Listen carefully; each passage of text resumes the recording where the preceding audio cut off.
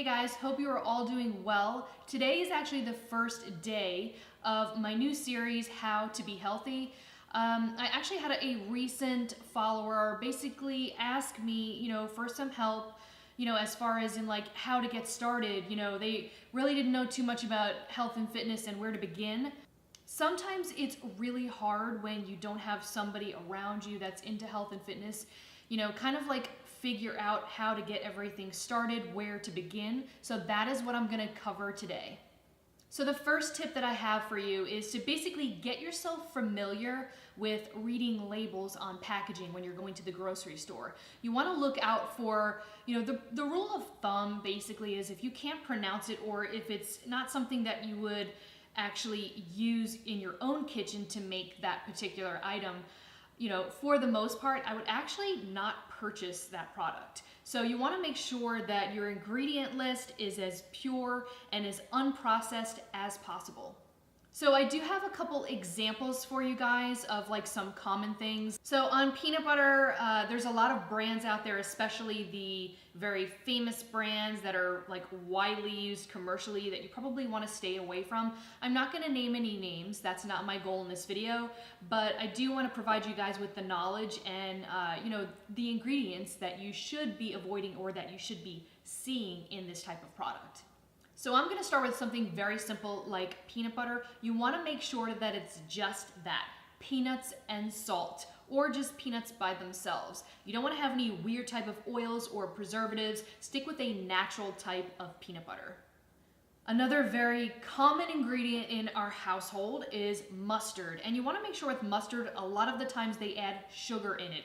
Look for packaging, look at the packaging, and basically make sure that there's no added sugars in any of the products that you're buying. I mean, of course, if you're buying something like jelly, you wanna make sure that that's actually either sugar or some sort of natural form of sugar, like coconut sugar or something like that, not corn syrup or any type of weird syrups. So you wanna make sure in your packaging that there's no type of like gums like xanthan gum, things like that. You wanna basically keep it as natural as possible. You want to make sure that you're avoiding, for the most part, natural and artificial flavors. Yes, I know I said natural, but natural is actually still made in a lab. In order to make those flavors, they do actually have to alter the natural source that they're getting. So if you can, and think about it this way, if you're making something at home, you don't have an ingredient that's natural flavors. It's either gonna say, or you're gonna use vanilla extract, almond extract. Yogurt is another common product with so many additive things in there. Sometimes they put those crazy gums in there, and they add in artificial ingredients like, certain types of flavors. They add lots of sugar. You wanna make sure that if you're gonna use yogurt, stick to something plain and add your own stuff. All right, so bottom line is just to make sure that if you're gonna use something packaged, make sure that it's pure ingredients. You don't want any artificial and natural flavors in it. You don't want any corn syrups. You just want stuff that you would actually find in your own kitchen to make that product, as if you were to make it yourself. Another thing that you wanna avoid are basically preservatives. These are all things along kind of along the same line as if you can't pronounce it or if it's something weird that you don't actually or can't actually buy and keep in your kitchen for the most part, I would actually definitely not even get that product. One of the major things that you want to look out for that I see in a lot of juices and a lot of packaged products are sodium, it's called sodium benzoate. And really avoid that. There's so many different health issues linked to that. And when I mentioned those, gums like xanthan gums, which are thickeners, those are actually stomach irritants and they cause like inflammatory effects. And so you really just kind of want to keep those out of your diet. So another tip that I would suggest is basically getting a lot of your items in bulk and buying, as many unprocessed ingredients as possible for the most part. So, if you're looking for like, chicken and stuff like that, get don't get like the seasoned stuff that's already seasoned.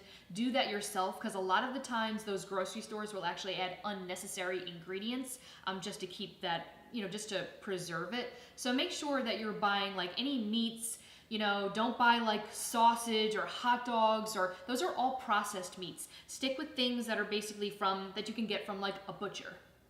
And a word on the meats, you want to keep it lean. Even chicken breasts can actually be pretty fatty if you don't know what to look out for. If you go to the grocery store and you see like those boneless, skinless chicken breasts, and it's got a lot of like those little white lines in them, those are fat lines. That means that basically it does actually have more fat. And unfortunately, you can't always go by what the fat content says on there, because they're basically kind of like generalizing when it comes to like meats. So be on the lookout for any like, all those little fat lines, the marbling, the more marbling that you see of fat in steaks, those are going to be more fatty, and those going to add up in more calories. They're a little bit harder on your heart. So, keep that in mind.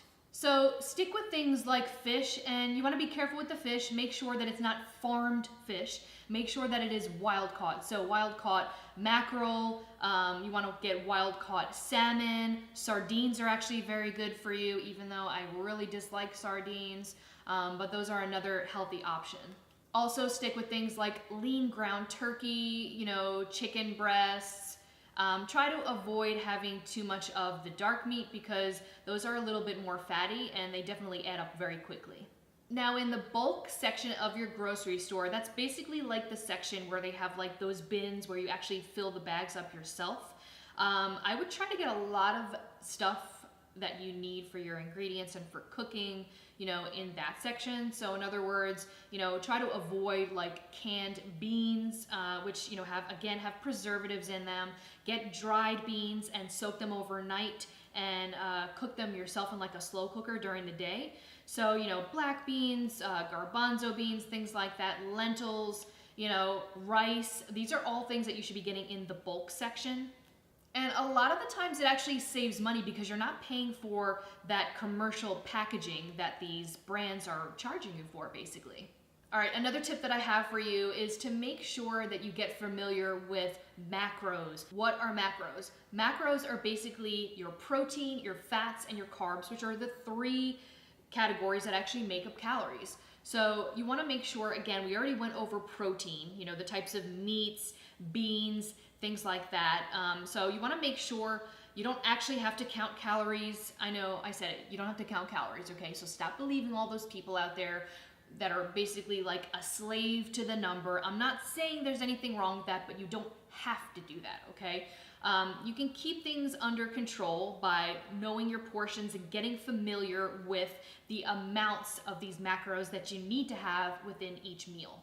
What I would recommend is for protein to make sure that with every meal that you have, so your breakfast, your lunch, and your dinner, make sure that you're getting at least anywhere between 25 and 35 grams of protein. Now that obviously depends on your needs. So in other words, if you're lifting weights, you want to actually have a little bit more protein. So keep that on the higher end. And if not, you can keep it on the lower end, but it's not going to hurt you if you have about 30 grams of protein per meal. And if you're looking to measure, what you want to do is, basically look at the palm of your hand without the fingers, and also the thickness. That is basically how much meat you should be having. Okay, now fats. You want to make sure that you're having healthy fats. So this is not anything like, don't use corn oil or peanut oil or canola oil, which is so bad for you. So you can use olive oil, coconut oil, sesame oil, things along those lines, okay? As far as in portion control for the fats, if you want to go that route, you're basically going to be approximately using 1 to 2 thumbs of fat. So that really depends on, your thumb size for the most part.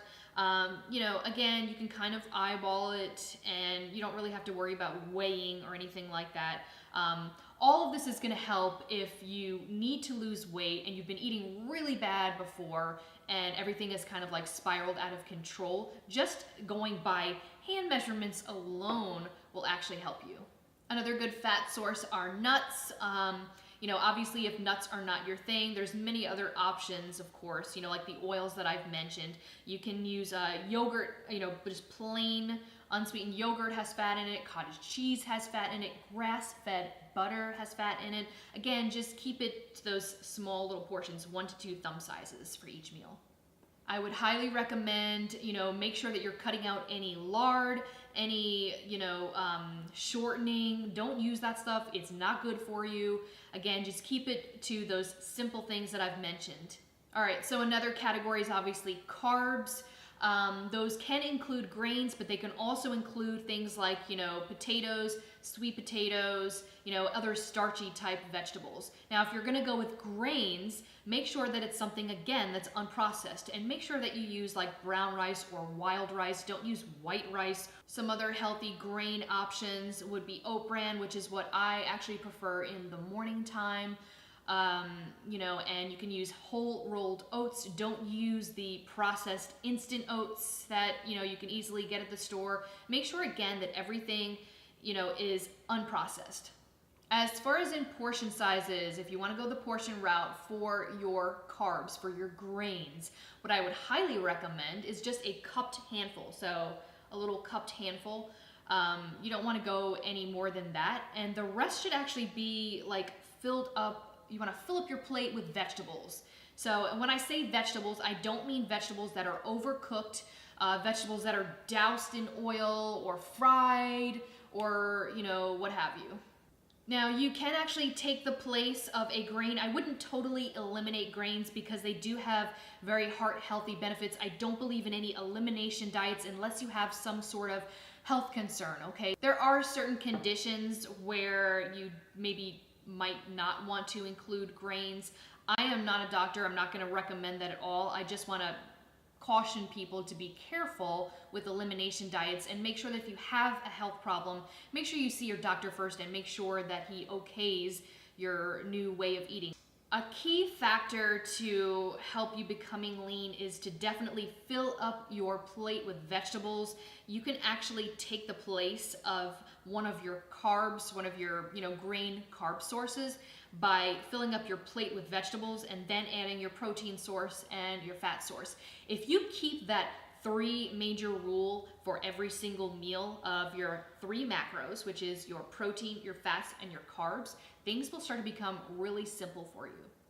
All right, so that is all I have today. The takeaway here is unprocessed whole food sources, no preservatives, no natural flavors, no artificial flavors, no weird gums and other crazy preservative ingredients. Make sure that you're reading the list of ingredients when you purchase things, and definitely take advantage of the bulk section in your grocery store.